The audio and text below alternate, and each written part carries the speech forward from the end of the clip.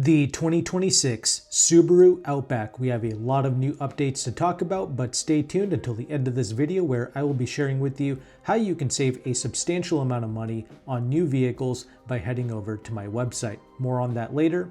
Right now, let's get into the highlights. This new Outback, this is the 7th generation. We have a new exterior and interior design. Really happy to see what they've done with the interior of this vehicle because we have physical buttons and switches for the HVAC. Huge right there. But we also have a new 12.1-inch center infotainment screen and a 12.3-inch digital gauge cluster as well. This is going to be standard across the board for all trim levels. Regarding the trims, we have the Premium, the Limited, Touring, Limited XT, Touring XT, and the Wilderness at the top. I'll be talking more about the Wilderness towards the end. Subaru will be maintaining their symmetrical all-wheel drive system with the X modes and the 8.7-inch ground clearance as standard across the board for every model. Expect these models to arrive late 2025 at United States dealerships. All right, let's get into the details. Regarding the exterior, we have vertical headlights with a more boxy front and rear end. Actually, I do like what they've done here. Overall, it's a more refined appearance, but comment below, let me know your thoughts. I don't think this is beautiful by any means. Of course, styling is always subjective, but I really like what they've done with the rear end. I like that new taillight design. It just adds a bit of elegance to this vehicle that was really missing with the previous Outback. We also have a larger grille here and a lower fascia for improved aerodynamics. Overall, the design is rather boxy, and we also have a wider rear roof pillar for increased rigidity. We get standard raised roof rails with a 800-pound static load capacity and 220-pound dynamic and lateral load capacity as well. For example, things like hammocks. There's also going to be crossbar measurement markers for easier accessory setup. With the interior, we have a more simplified cabin, and Subaru claims that they are using sustainable materials throughout. For instance, the headliner, it's made from 12 recycled bottles. The climate controls are now physical. You have your physical buttons and knobs, as I mentioned before. A viewer of mine from Australia, he shared with me an article on how Hyundai plans to keep physical buttons and switches for the HVAC and how they plan on keeping that separate from the infotainment. I think a lot of car companies are going to start doing this. After all, these car companies, they're not fools by any means. A lot of these big corporations, they tend to create a problem and then they will also offer the solution later on. It's pretty comical how they play us like that, but that's just what happens when we pretty much rely on these multi-billion-dollar corporations for literally everything, right? Including our careers. Anyway, let's not go down that rabbit hole. We do have here redesigned cup holders, which accommodate both small and large beverages. On the door pockets, we see 32-ounce bottle holders, and we also have a front passenger clip with organized smartphone charging via USB. We see an increase in cargo capacity by 2 cubic feet compared to before. That's incredible considering the fact that the Outback is a pretty sizable vehicle. It's actually larger. The previous generation Outback is larger than the 2025 Volvo V90 station wagon that I recently reviewed. So this all new 7th generation Outback is larger still. Plus, the cargo height has increased by 2 inches. We also have some intelligent flexible hooks and liftgate mounts, which can support up to 6 pounds. The little tonneau cover that's also made from recycled materials. But going back to the tech, on the interior, that 12.1-inch infotainment screen, it's got a faster processor than before, and we have wireless Apple CarPlay and wireless Android Auto.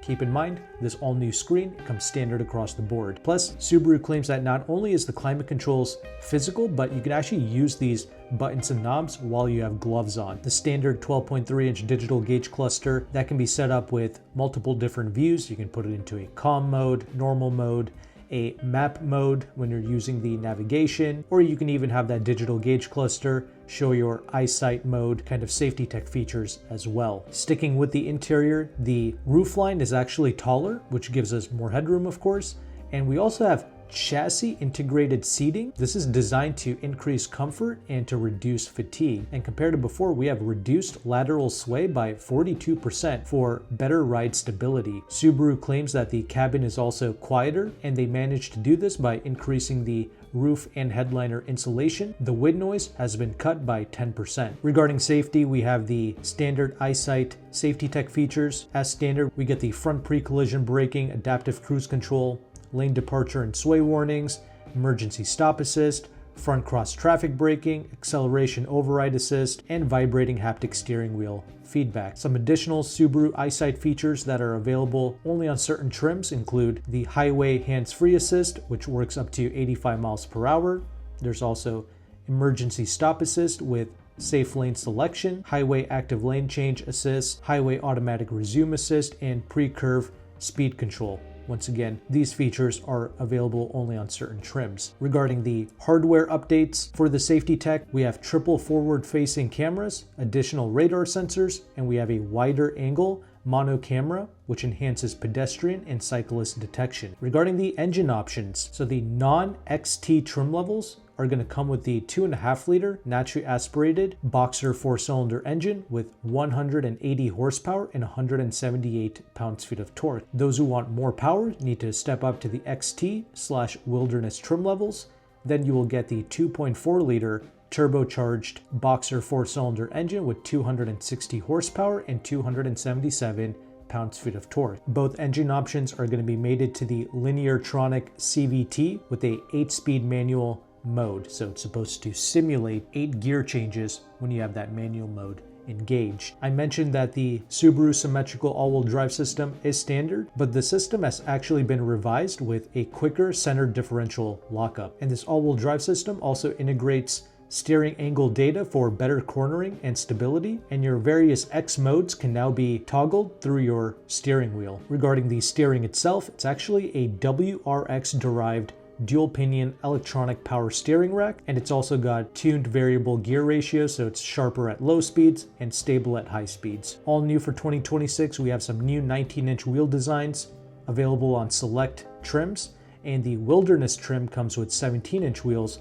with all-terrain tires. Now let's talk about that 2026 Outback Wilderness model. This will essentially serve as your top tier trim level, and it's true that the regular Outback models will be available in late 2025. However, if you want this Wilderness, it's going to be available early in 2026 according to Subaru. And as you can expect, the Wilderness is your more off-road ready version, so it's got a higher ground clearance of 9.5 inches. It only comes with the turbocharged boxer 4-cylinder engine with 260 horsepower and 277 pounds-feet of torque. Of course, you have the symmetrical all-wheel drive system with this, and you have your X modes like your snow/dirt and your deep snow/mud settings. We still have the Lineartronic CVT with the 8-speed manual mode, but we have paddle shifters with this Wilderness. Wilderness also comes with all-terrain tires and upgraded suspension with electronic dampers. Now let's go through some of the details here. So the 9.5-inch ground clearance that the Wilderness has, this is unchanged from the previous generation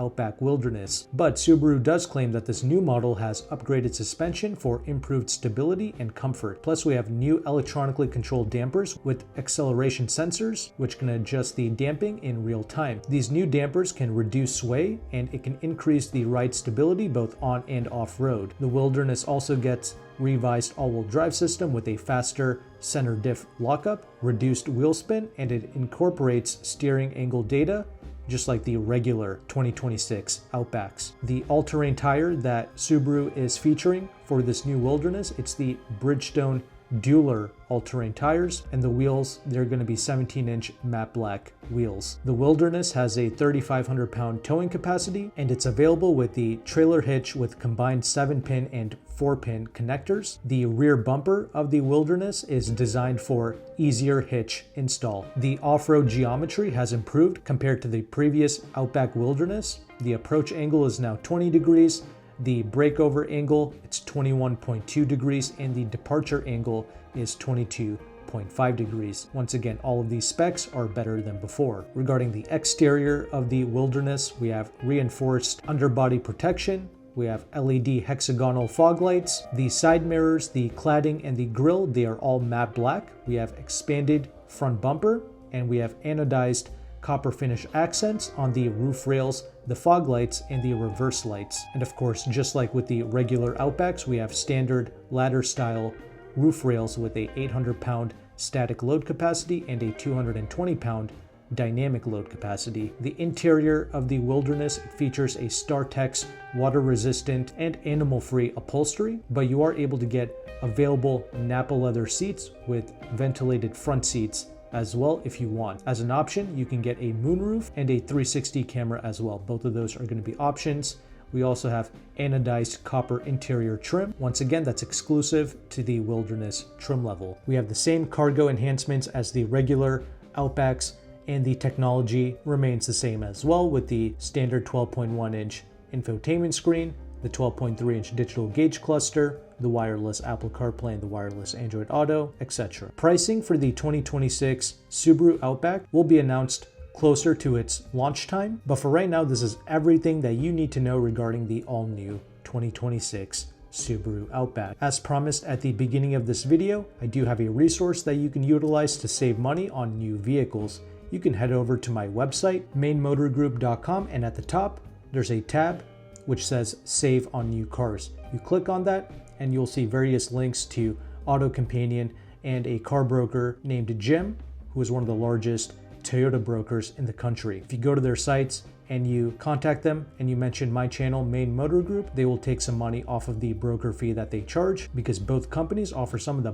best prices in the United States on new vehicles. You can also pay to book a call with me if you need help finding a vehicle for you and your family. All of these resources will be found in the description box of this video. If you found value with this content, make sure to like and subscribe. Thank you again for watching. Take care and goodbye.